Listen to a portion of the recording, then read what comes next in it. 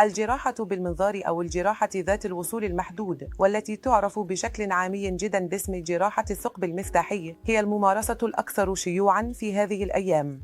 أيام الجراحة المفتوحة قد ولت، والجراحة بالمنظار قد تفوقت على الجراحة المفتوحة بطرق عديدة.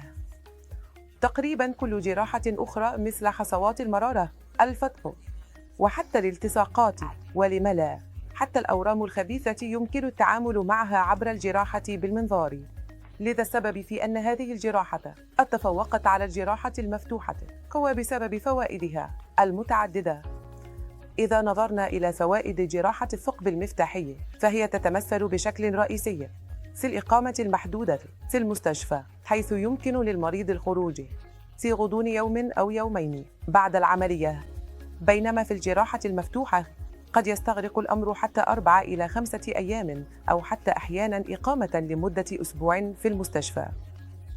الميزة الثانية هي العودة السريعة إلى العمل، حيث يمكن للمريض في أقل من أسبوع بعد الخروج من المستشفى أن يستأنف أنشطته اليومية العادية، بينما يكون ذلك أطول قليلاً عندما يتعلق الأمر بالجراحات المفتوحة.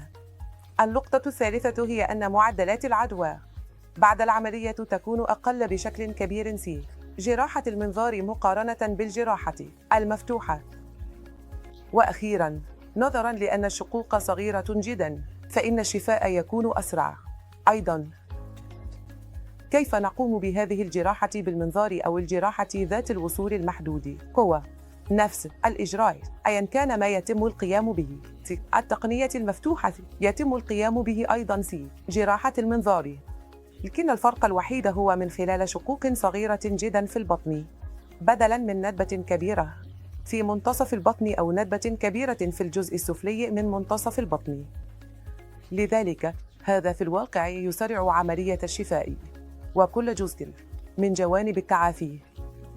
التحدي الوحيد هنا هو مستوى المهارة في جراحة المنظار. إنها مهارة تحتاج إلى ممارسة وتعلم.